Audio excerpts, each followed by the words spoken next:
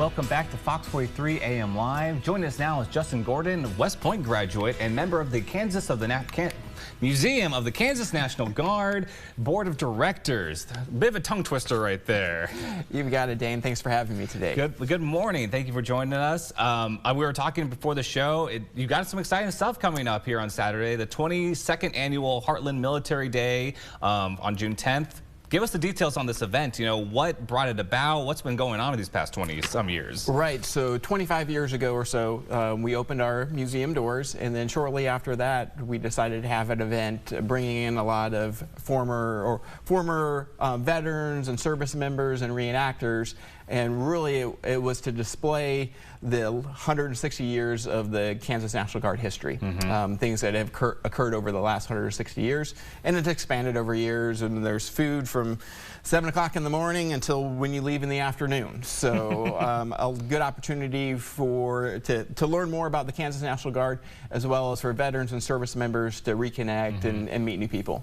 It's a fabulous idea right there, bringing everybody together like that. So you mentioned it starts at 7 a.m. I believe there's a pancake feed that starts it off. All you can eat pancake feeds. Ooh. So, yeah, and no cost, but it's a donation is suggested. So, yeah, I think definitely a little donation for some pancakes. Sure. Why not? So what else do you have planned for that day? Because I've seen the list. You got some music going on. You've got the reenactments. Yeah, tell us what's all going on. Yep. So music, we've got two different bands coming in. Topeka Big Band and the Santa Fe Band are performing, and then we've got a bunch of different exhibits and reenactments going on. So our history goes back to the Civil War. So we do have Civil War reenactors, Civil War cannons. We have a retired doctor who reenacts as a Civil War doctor and brings out all his gear. So if you want to have do a medical procedure there's some pretty tough instruments there. But then the highlight of the reenacting is we have two World War II reenactments, where we have American and Allied reenactors battling the German reenactors, and there's two phases of that. If you go to the first one and you're surprised on the outcome, make sure you wait till the second reenactment. Okay. Okay. So, you know, we're talking about World War II, which today is actually the 79th anniversary of D-Day. So a very good time to kind of revisit what took place 79 years ago. Wow. Oh, so I guess, can you give us a tease of what battles you're reenacting? Well, yeah. So the first one is kind of the German advance. Okay. So I'm kind of giving away a little bit there. I was going to say, you have a twist now in this part two. Right, I don't know how much details you can give. But then part two is the Allies counterattacking, and the result is probably what you expected. Not only do we have American reenactors, but we have Canadian reenactors, and I think there's some British ones out there as well. So pretty exciting stuff. Impressive. Yeah, I love the idea of the reenactment. So where is the reenactment being held? It's being held all at the Forbes Field area, the Topeka Airport. So yeah, it's outside of our grounds at the Museum of the Kansas National Guard down at Forbes Field. We'll have probably over 100 flags displayed there. So just head in that direction, and the exhibits and the activities are both inside our museum and then outside on the grounds. So tell us about the museum a little bit. You said you've been around for about 25 years. Yep. What can people go and see there? Yeah, so we've got a very active board that we're always trying to expand the different exhibits that we've got. So outside our grounds, we have our vehicles or our equipment. So we've got our tanks, airplanes, armored personnel carriers. And in fact, just recently within the last couple of years, we actually got a armored personnel carrier that President or General Eisenhower had. It actually drove around in Europe. So a lot of cool equipment outside. And then inside we have interactive exhibits, as well as a lot of displays of different things going on. Our highlight probably, or at least what the museum is best known for an inside exhibit, is we have a MASH tent reenactment. So the movie MASH, if you're a big fan of that, come to our museum, and you can be inside the museum, and you can be Hawkeye or Colonel Klinger, whoever those people, Radar, whoever those characters are.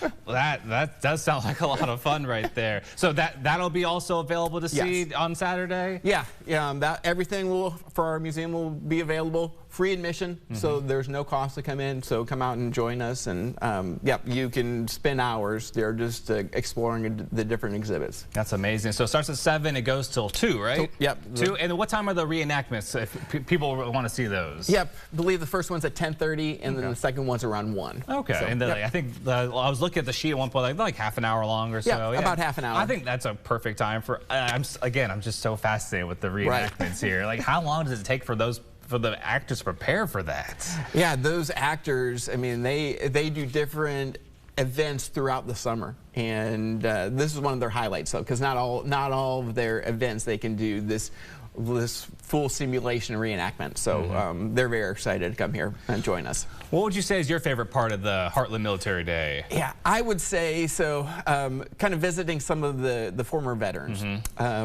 Previously, and I know this veteran, he's passed away, but there was a World War II veteran, and talking with him, talking about their stories. And there's not very many World War II veterans left, but we do have a number of Korean War veterans, and sharing, listening to their stories, I think that's most impactful for me. I think you're very right. You know, we obviously try to highlight a lot of veteran stories around the area, so it's great that there's just another piece of the puzzle right there. Absolutely. And I guess speaking from your own experience being a veteran, how does it feel kind of learning from even older veterans and having new ones come in and meeting everybody with days like this? It's important. It's important for the military history, and it's important for the veterans and service members, because we're a big family. And hearing the stories of the different veterans, of what they went through, and then revisiting what you went through, it's an important part of who we are. That's wonderful. And so I'm curious now, you've been doing this for 22 years. How do you already have plans for the next year? Like, do you plan things out too far in advance? We've got a good group of volunteers, and that we're pretty seasoned on every year we try to add a little bit more, and it's a great group of individuals that get together, and when we need to get it done, we know what to do. Perfect. Well, Justin, thank you so much for joining us today. This has been a pleasure. It sounds like Saturday is going to be a great time over there. Yeah, absolutely. I think the weather's going to be great, and come out for food, for camaraderie, and for some excitement. Wonderful. All right. Thank you so much again. Of course, to learn more, you go to kansasguardmuseum.com.